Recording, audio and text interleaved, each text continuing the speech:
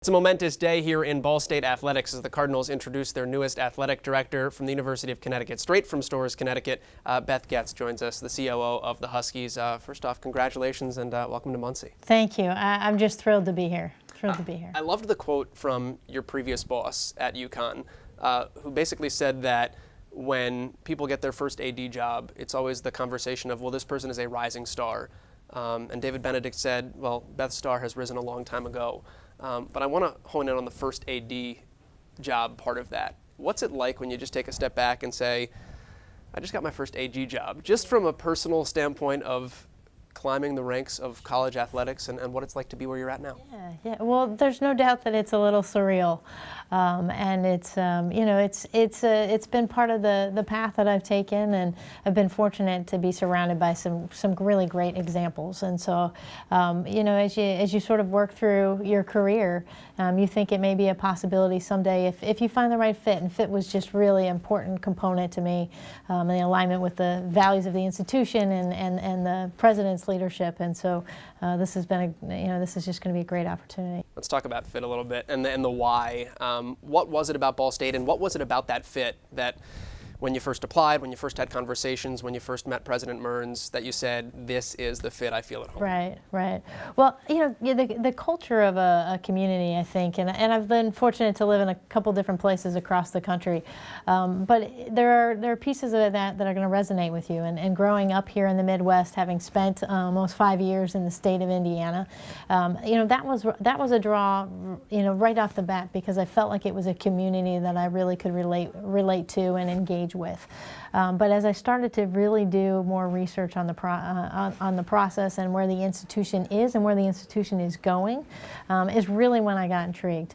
You've got some great athletic moments in your history, but I also think you're poised for some great success going forward, and being a part of that's really, really exciting. Why now? In your development and in your growth process, what makes you say to yourself, and I know you've been an interim AD before, I'm prepared for this. I want to take that journey. I'm ready to sail that ship out and try this on my own. Yeah, that's a great question, because I've never really believed that you should be doing things because you think that's what's next. I think it's about timing and again, finding a situation where you really feel like you have the ability to contribute, to the place that you're at. So, I think during the time that I spent as the interim at Minnesota, it gave you an opportunity to really see what it would feel like to have an opportunity to lead a department and to really help support your staff and your coaches and your student athletes. And then, as I transitioned to UConn, and David Benedict at UConn is just a tremendous leader. He's been an amazing champion of mine and allowed me really to take his first AD job journey with him. And so this situation was just seemed perfect for me, and I was fortunate enough as I kind of went through the process to really feel like it was a good fit. You've been a student athlete. You were a soccer player at Clemson for your final 2 years of college, and then you became a head coach. You coached soccer as well. Tell me how those two experiences, and I guess even more so the coach aspect of it, influence who you are as an administrator, and now as you go into an athletic director role, how you look at how everything else functions around you. Right. Well, there's not a day that you don't miss coaching. The relationship you can have with student athletes. Craig, your job is safe, though, by the way. So, yeah. Yeah, of course, Coach.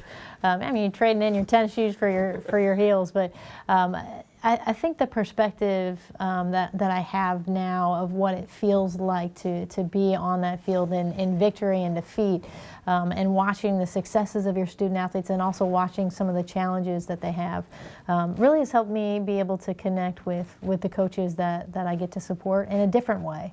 And whether it's a different sport or a different level, we all go through the same things as you're trying to build a program and really help your student athletes develop. So that experience has been really valuable. I know coaches, when they get a job, and particularly when they get their first job as a head coach, you often look at how you want to mold a program. Like, I want to build this program in this image. Relate that, if you can, to being an athletic director now for me as well. And when you look at an entire athletic department and say, I want to build this department in this image. When I get my first AD job, I want it to do this. What types of things come to your mind? I think it is similar. I mean, it's not so much about your style of play, but it is about the culture that you want to instill and what you want it to feel like. And I think you pull those from the experiences that you've had, and obviously the individuals you've had an opportunity to either get to know or work with. But for me, it's really about can you build a team. And obviously each of our coaches, as we sit here in this beautiful football complex, have built their own team in their own community. But the most successful athletic departments are those that have found a way to make it even bigger than that. So everybody's really pulling together and working together from each sport. And then you take that community and that team and you make it a part of the campus and the community. College athletics is ever changing as well, particularly in these times now. So I guess along those lines, how do you stay at the forefront? How do you move Ball State to the forefront? And how do you, I guess, predict what those changes are going to be in an athletic director's role to keep a department moving forward? Well, I'm not sure there's ever been a more dynamic time in college athletics. And so you've got just so many moving parts, whether that's changes in television, the emphasis and some of the concerns from a health and safety standpoint, name, image, likeness. I mean, there's certainly a lot of moving parts. And I think it's really important that you have a pulse on what's going on. And it may not be just knowing about what impacts you directly in the moment, but you've got to have an understanding of what the next league is doing, what the next institution is doing, so that you can sort of stay ahead of the game. So it's going to be unpredictable, but I think you also have to position your institution to be as successful as you can in terms of sustaining what you're able to control and who you want to be. And then you can figure out how those two are going to fit together for the long haul. I want to get to know you a little bit more in two respects. I want to do it professionally and then just as Beth Goetz, the person. So on the professional side of things, I had seen an interview where you had said you looked up to your mom a ton in terms of her work ethic. That led to you getting your first job at 14 years old. Tell me a little bit about your work ethic and kind of just what's pushed you, what's built you professionally, and how you've approached that side of life. Yeah. It's hard to say where some of that comes from, but certainly my parents and my family, and I've always, my mom always said I was always fiercely independent, and so wanted to be able to contribute, to do my own things. That's why part of the reason that I wanted to work when I was younger, not because they were sending me out saying, hey, you have to get a job, but I thought, hey, this is what you do. But I think that's always been ingrained in who I am, and always wanting to learn more and be curious about how things operate. So that's been a little bit of my path. And you were a quiet leader too when you played soccer. You talked about your coaches referring to you that way. How did that impact your development as an athletic administrator now, and how does that still reflect in who you are today? Yeah. Well, I think there are times where people feel like they've got to have a voice in every situation, and I think it's more important that when you speak, you're saying something important. And I think that's the role that I was able to play as a student athlete. You want to lead by example and contribute when you can, and support doesn't always have to be mean that you're the center of the attention or of the conversation. So a lot of that's done behind the scenes, and I think that's the same way that I approach my role now. I really believe in a collaborative group of individuals working together, challenging each other. I like healthy debate. I think that it's gonna bring you to a place where you can figure out the best path forward. So, I think that's what the folks that I've worked with in the past, and hopefully this group will feel like they get to experience as I join the team. Tell me about Beth, the person. What do you do for fun? I know you're a St. Louis Cardinals fan? Absolutely. So you've got Cardinals in the blood already. Already. But where else do rooting interests lie, or hobbies lie, or what do you do when you're not in and around the office? Well, that's not too often, because our hobby is our profession. Yeah. So it's not so much that you work all the time. It's just that my free time is spent doing things that I love and supporting our team. So I do like to run. I'm not a national runner and have great times, as obviously we were talking about with President Mearns about. He sounds like he's got quite the pace, but I do like to get a good long run in on most days. When I can, and that's sort of my time to refresh and think about the times ahead. But spending time with friends and family when you can, you get to support a lot of different programs in this industry because you've got connections every place.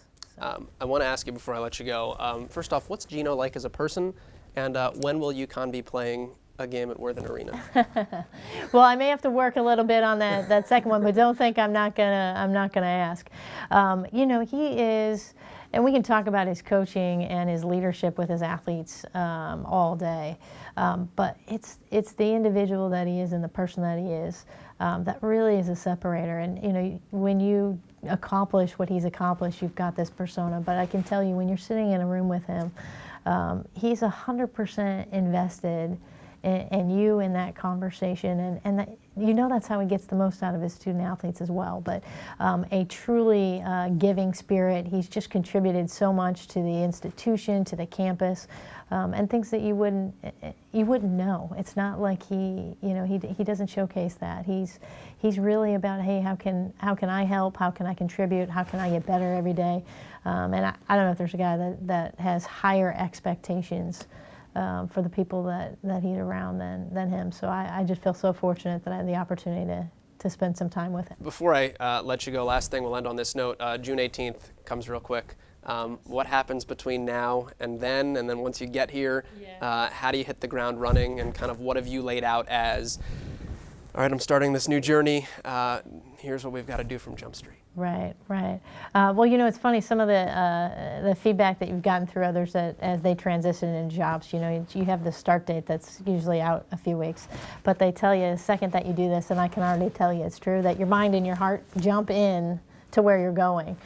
So I've got some things I need to finish up at UConn, but really just need to learn as much as I can. Obviously through the search process, you're doing a lot of research and fact finding, but facts don't tell the whole story. So I'm really looking forward to spending time with staff, spending time with coaches, the community, so I can really understand from their perspective, what makes Ball State so great, what they're excited about, what their challenges are, and then collectively we'll have to decide as a group where we need to go. Beth Goetz is the new athletic director for Ball State Athletics. She starts June 18th. Really looking forward to it, and glad to sit down and talk with you. Yeah, thank you. I can't wait to get started.